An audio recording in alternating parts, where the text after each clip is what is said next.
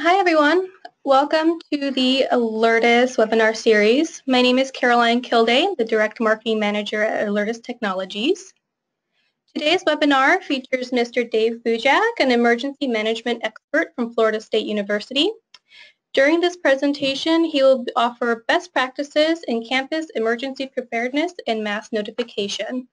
We're also joined by Mr. Eric Stafford. He's a Director of Campus Solutions at Alertus. He'll be available to answer any questions you may have.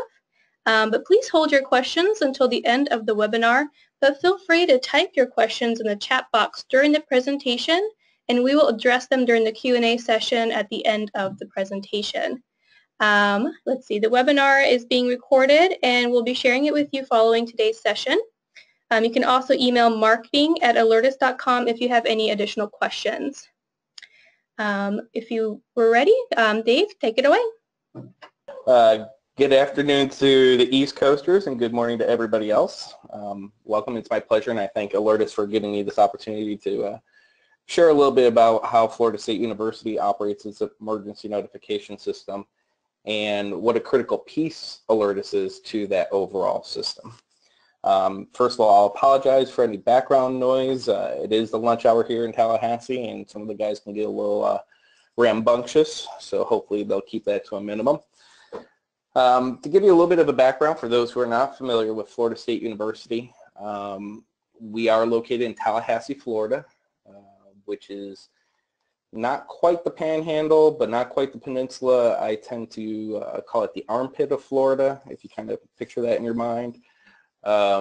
Tallahassee is the state capital of Florida, and as such, our community is predominantly government, lobbyists, lawyers, associations, and higher education. In addition to Florida State University, we have Florida A&M University and Tallahassee Community College. We kind of classify ourselves as an urban campus in the sense that we are located adjacent to downtown Tallahassee. We're 1 block from the Supreme Court, 2 blocks from the state capitol, but not urban in the sense of New York City, Miami, Chicago. So I'll use the term urban loosely. We do have about 41,000 and change students, about 12,000 employees, and our main core campus is crammed into about 750 acres, like I said, adjacent to downtown. You may have seen as you came online, it's kind of a gloomy day, but you know what, we're sun shining and bright here inside, and hopefully you'll enjoy this presentation. The first thing I'll say is I tend not to be a death by PowerPoint kind of presenter, and as such, a lot of the information that you'll see here is available after the fact, even though this is being recorded and we can make the slides available. But a lot of this is available on our website, and that's simply emergency.fsu.edu, emergency.fsu.edu. And of these buttons here in the middle, you'll see on the bottom right, it says how FSU Alert Works. So a lot more excruciating detail is available there. I'll come back to that in just a moment because, like I said, I like to use it as a part of the presentation. But next, I'd like to just give you a little bit more background. For us, emergency management is part of the public safety department, which includes police. We do have a fully sworn police department, and also includes transportation and parking system, transportation and parking, as well as security and camera systems. So we're all one big happy family. A little bit of background of the FSU Alert system. We actually started the predecessor to FSU Alert after 9/11. Like many institutions, when the tragedies occurred the morning of 9/11, 2001, we shut our doors down and we sent everybody home. Well, they realized they didn't have a way of telling everybody that they could go home.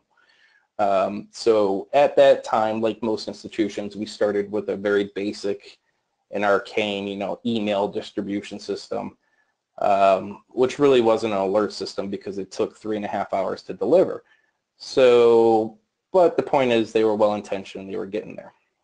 My office, the Division of Emergency Management, was established in 2006, And from the get-go, one of our main priorities was to establish an emergency notification and warning system. So in 2006 and just before Virginia Tech in 2007, we finally modernized and formalized the system that is known today as FSU Alert. So FSU Alert is the emergency notification and warning system for Florida State University. And you'll see, as we are here 9 years later, it has certainly evolved into a massive beast. But I use that in a very positive term because it's a very effective system. We're extremely proud of it. And it has been tested, not just in scheduled tests, but we've used it numerous times in real emergencies. And we'll have a case study of that toward the end in terms of our storage or library shooting and how it all went down. The important thing I want to note is that we do conduct an annual gap analysis. And I'll kind of give you a preview of that gap analysis here shortly. But that gap analysis helps drive for us our funding priorities. Now, here in the state of Florida, we've actually been very blessed to have access to Homeland Security funding through the state of Florida. I know that's not true for many other institutions around the country. And in fact, our funding stream is drying up as we speak. But a lot of what you're going to see in terms of what we've built over the last 9 years has been externally funded, and I understand that's a restriction for a lot of people. So at this point, I'm going to switch back to the website. Again, this is something that you can pull up on your own later. Click that How FSU Alert Works button, and you come up to the page that will basically show you and tell you how our system is devised. Now, as was kind of mentioned during the intro, we boast up to, I got to scroll down to the bottom, 38 different methods of delivery. But I want to break that down because they're not all equal and we don't use every single one every single time. Our system is designed to be flexible where we can pick and choose delivery methods based upon the situation. But our core group is what we call our primary delivery methods. You know, the first is our alerts page, alerts.fsu.edu. We can go there right now, alerts.fsu.edu, and everything else, all the other delivery systems, even the Alertus beacons and the desktop alerts, everything points people back to this page. So even if people aren't getting the message, they don't know what's going on, everyone here has been trained to know that alerts.fsu.edu is your official source for information. Very briefly, you know, we show a very quick blurb, what's the status of the university. Nothing else goes there. It just says we're operational, we're partially closed, where classes are canceled. It's a quick one blurb. The second box, official announcements, is where the administration can do things like classes have been canceled, certain events have been canceled, employees should report. So that tends to be more of an administrative type announcement. And the last box you'll see here is situation reports. And in fact, you're still seeing a little bit of the residual of things that have been happening over the last couple of weeks. And the way we operate with our alert system is we post things and then we kind of keep it up for a week or so just in case somebody gets a late alert, they know what's going on. So of course, with the terror attacks in Belgium, we had to post about that. Here's an example from last week where there was a robbery, possibly armed. We decided to actually do that as an alert. But like I told you, we picked and choose our delivery methods. Well, we didn't sound sirens and go crazy. We did text messages, we did emails, we posted things to our alerts page. There's the all clear. We had a bomb threat on Reddit. And then yesterday we had a gas leak. So it's been a kind of an eventful week and a half. But I kind of wanted to show you that regardless of the delivery mechanism, I know a lot of times we struggle about, you know, character limits, word counts, how much space. You know, a lot of that is irrelevant because everything points back to these situation reports on this page. We also have our main university page, fsu.edu. And when something occurs of a significant nature, that page will have a number of options. And this is common for most schools, but we can have either a red news button that will be somewhere. I'm not sure if you actually see my mouse moving or not, but it'll basically be to the left of these row of pictures. Or there could be a gold banner at the top, or in the worst case scenario, we can just completely commandeer the front page, and that's not uncommon in most institutions. We have outdoor sirens. We have a voice-capable outdoor warning system that covers our entire campus and ancillary campuses. We have what we call indoor sirens, which is basically voice over fire alarm in a certain number of buildings. Text messaging, emails, blue light phones. How do we send messages through blue light phones? Well, we don't. We just make the blue lights blink. So even students that are hearing impaired, or we just tell people if all the blue lights are blinking at the same time, something might be up. You might want to go to alerts.fsu.edu to figure out what's happening. We have an information hotline. We make a limited number of voice calls. We don't call all 60,000 people because that would just kill the system. So the limited number is either to students with disabilities, or obviously the administration or emergency management team or community partners.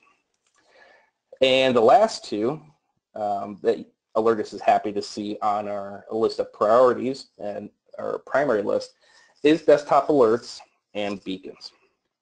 So naturally I'm going to spend a little bit more time talking about alerts and beacons because that is the nature of today's conference call.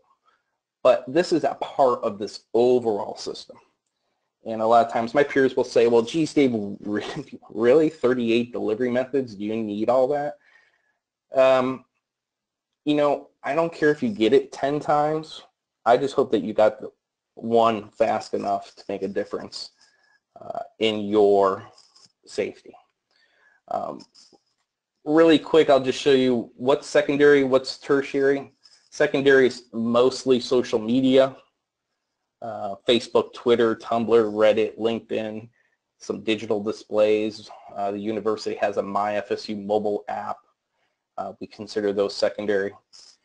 And the tertiary are those things that are still important. They're still delivery methods, but we have really little control or speed over. So listservs, two-way radios. I think somewhere in here we have vehicle public address speakers. Obviously, that's not a mass notification system. That's a highly localized system. Traffic message boards. Those are things that are still valid, still part of our alert system.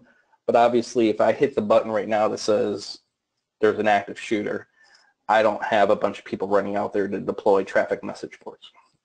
So that's why we consider them tertiary.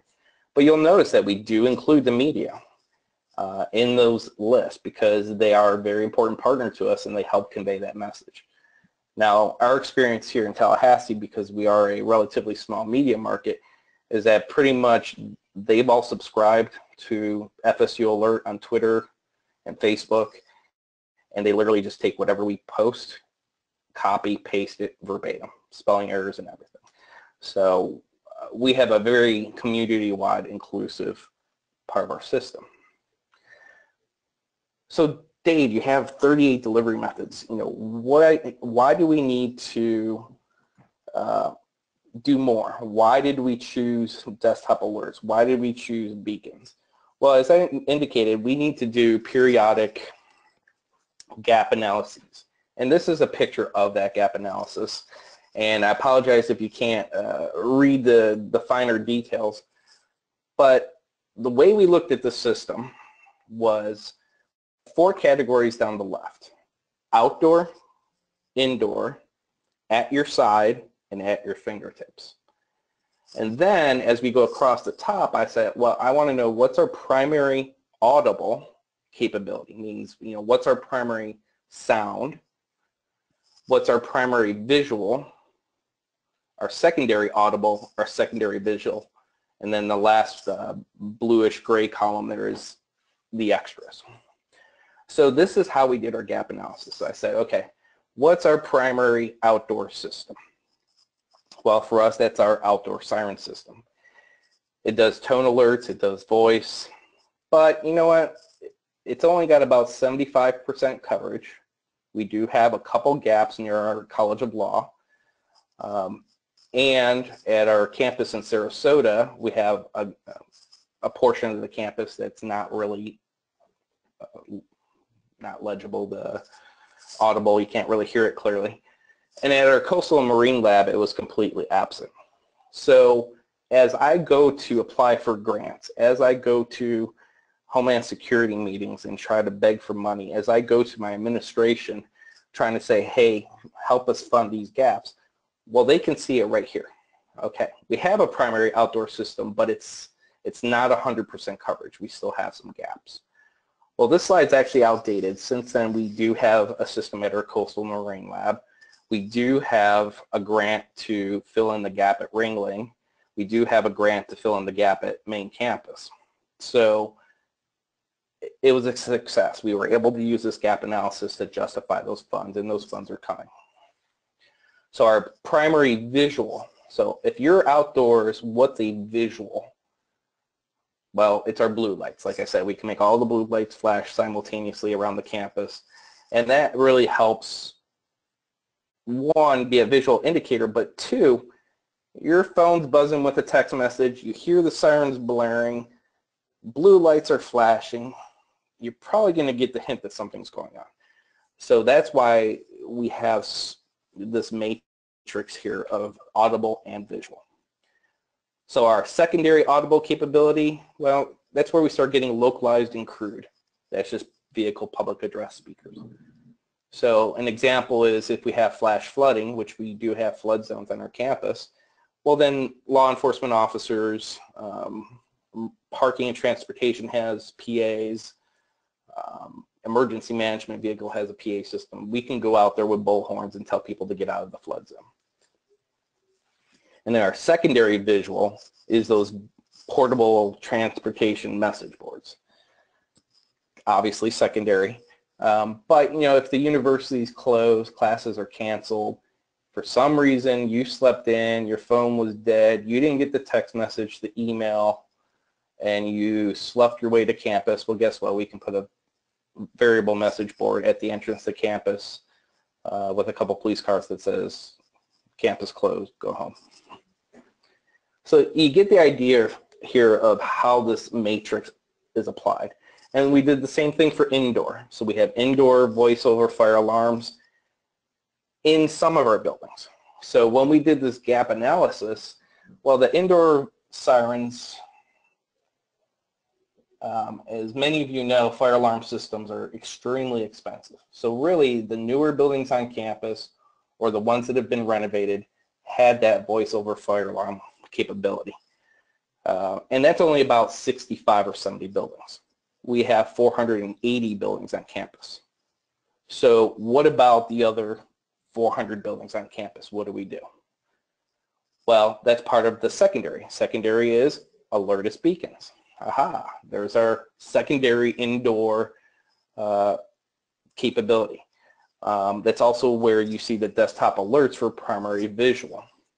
So it was through that gap analysis. Now, we could have easily said, oh, we got 38 delivery methods. But if you didn't look at this as a spreadsheet or this chart, you wouldn't know that each of those 38 is not 100% coverage. They all have their strengths. They all have their weaknesses. So as we built our system, we built it as this, big conglomerate of multiple delivery methods, because depending on which building, at what time, where you are, you may be in an older building that doesn't have the indoor sirens. You might be in a basement where you don't hear the outdoor sirens. You might be in a basement where you don't have cell phone reception, so you're not getting the text messages, and nobody's checking their emails. So what happens to those people? Well, that's where the desktop alerts and the beacons come in play. So as you see, a huge gap for us is the beacons. We have about 115 beacons in place right now on our campus. Well, that certainly doesn't cover 400 buildings. So that for us is a huge area for improvement. So as I go for additional funding, you know, Dave, aren't you done with FSU Alert? You're the best system in the country. What do you need more money for? Well, look here, sir. You know, we still have a major gap in a lot of our classrooms and a lot of our rooms, and this is our plan to tackle that. Digital displays, we're starting to work those in over time as well. And then the at your side, that's basically your cell phone, your personal device, that's the voice calls, that's the text messaging, that's two-way radios or emails. And then at your fingertips is, you know, whether it's a computer or a device, you call the information hotline, you go to the alerts website, it could be NOAA weather radio, social media. So anyway, right there, gap analysis, that is the heart of our system. And as you can see, we had some gaps. So for Florida State University, we turned to Alertus to help fill that gap. So initially our priority, and we did get some grant funding to do this, is to identify classrooms that did not have the indoor siren capability. And we identified about 120 classrooms that are managed by our IT organization when it comes to technology. So like many universities, we have some centrally managed space. That's the registrar's office manages, you know, scheduling those rooms. And then we have a lot of classrooms and lab space that's owned and administered by the individual colleges and schools. So obviously we couldn't do them all up front, but our first goal was, okay, let's find the technology-enhanced classrooms that don't have the indoor voice over fire alarm and get a grant for it. We identified it 115, 120 units, and that's what we did.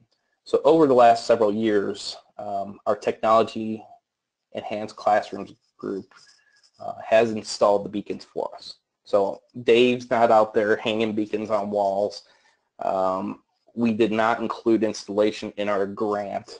So it's been a little slow in coming, but it's something they do. It's something they're continuing to do. And they have taken ownership of those units in those classrooms. So this morning, we got a call from that group that said, hey, all the beacons are saying offline. The alerts are saying the desktop clients are saying offline, and we can't log into the system that we use to monitor it. Well, sure enough, we determined that at no fault to Alertus, but we did some maintenance on our server. We forgot to restart it. You know, 15 minutes later, we're back online.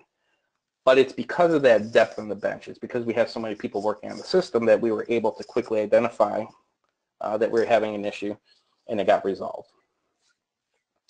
Also, when it came to the desktop alert clients, initially we were thinking, you know what, we'll just put the client up on the website. Everybody and their brother can download it. Grandma Cindy, Uncle Joe, Mom, Dad, we don't care where they are. We're just going to put it out there and let everybody get the desktop client.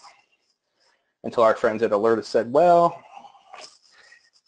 while that might work, it could slow things down. We really don't want you to get 60,000, 80,000, 100,000 desktop clients on the system. We weren't anticipating that. Fair enough. So we backed up, and we're at the point now where we initially distributed them to the classrooms. Then we picked a couple colleges and departments to do it on kind of a pilot basis. And when we did this webinar for Alertus, I think it was maybe 6 months ago, we had about 2,500 clients online. Right now, if I switch over, oops, got to log in again. My apologies. Bear with me for a second. We finally had enough buy-in throughout the university that they decided to make the Alertus desktop clients an enterprise solution. So as such, we now have, and it's fun for me to kind of log in every so often, Well, we now have 6,355 desktop clients. And it's my understanding that they're still pushing it out more through university-owned computers. So by the end of summer and this fall semester, we'll be well over 10,000 desktop clients. And that's huge, and that's amazing for us. Now, we're not going to go public with it like we originally planned, but still, we have a really good coverage, and you'll see where that's kind of coming. Here's a screenshot. So I'll tell you, every time we do a warning, an FSU alert, we don't have to go out and take pictures because our students do that for us and post it on social media. So luckily, here is an FSU alert for a flash flood warning that happened during the middle of somebody's class. And of course, what do you see? Everyone's got their phones up and they're taking pictures of the alert. So that helps, redistribute the message. So one of our issues that we had initially is that we have a very decentralized IT infrastructure at the university. Even though we have a central ITS organization, they're more network framework.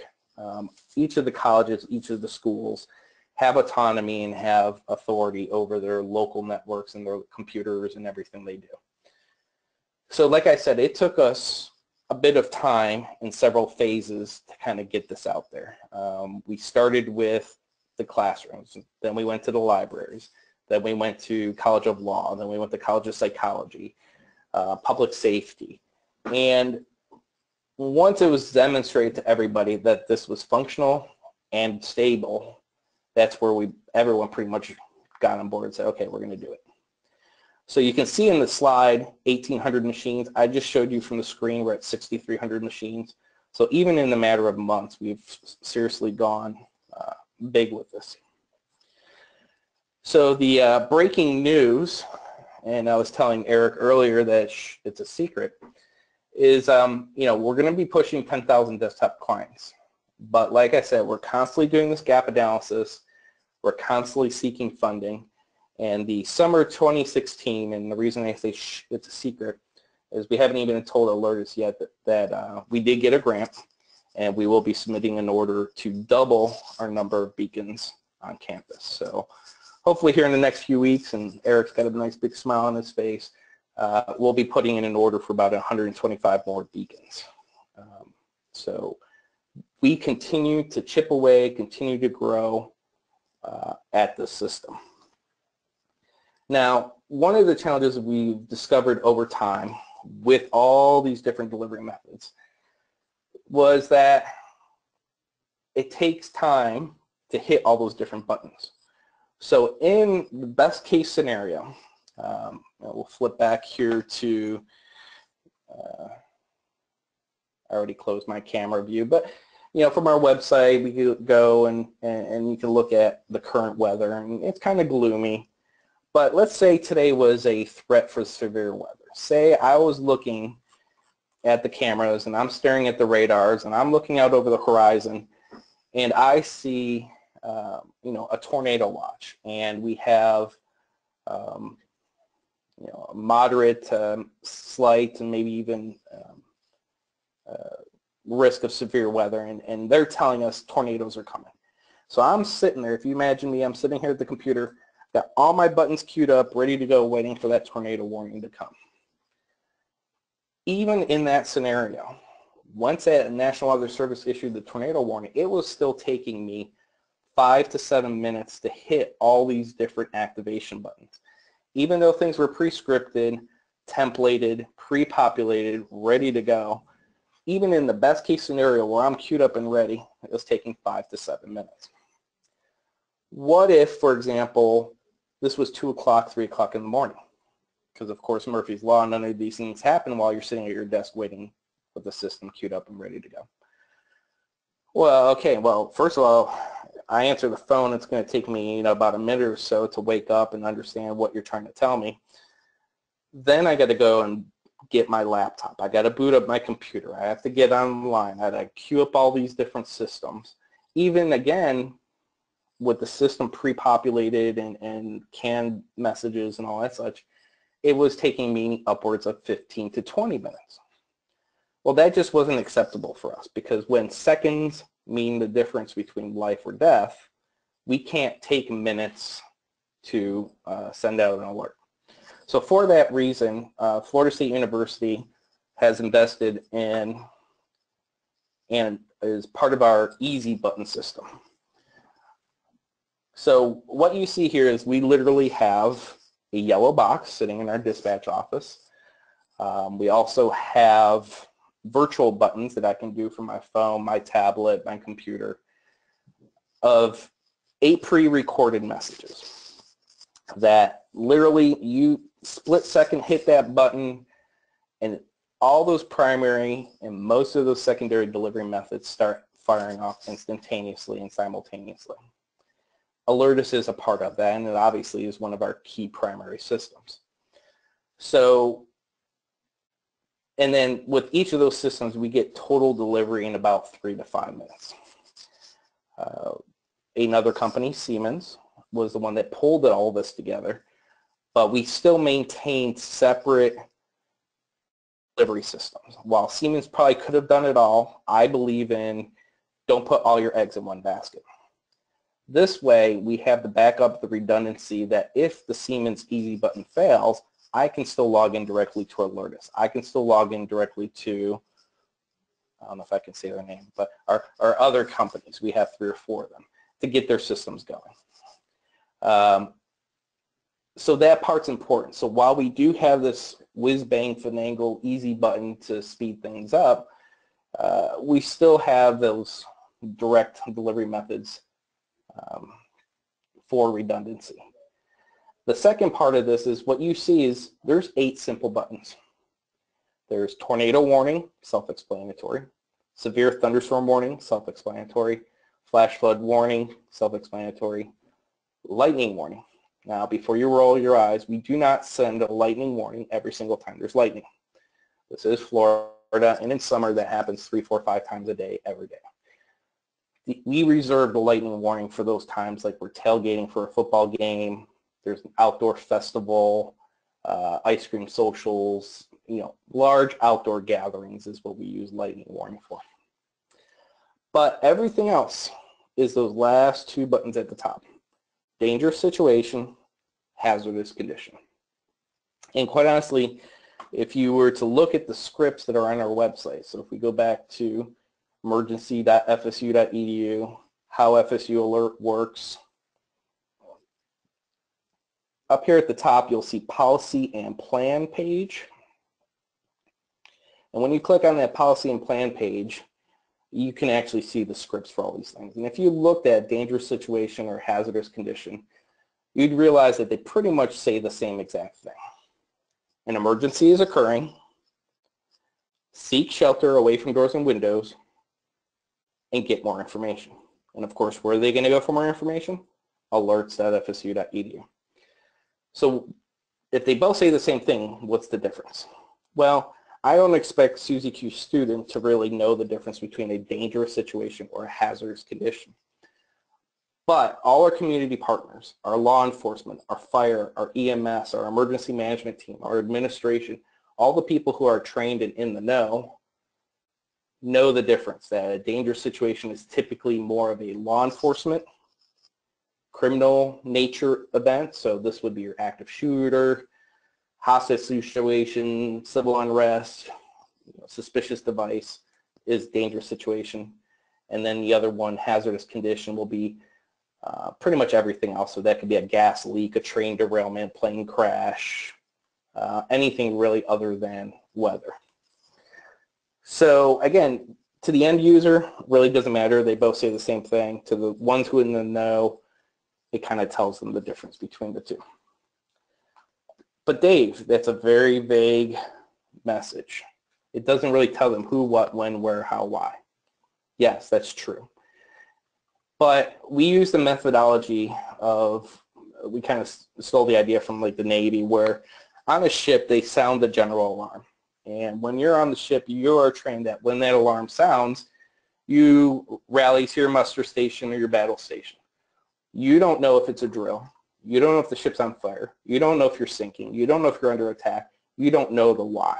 You just know that when the alarm goes off, this is how you respond.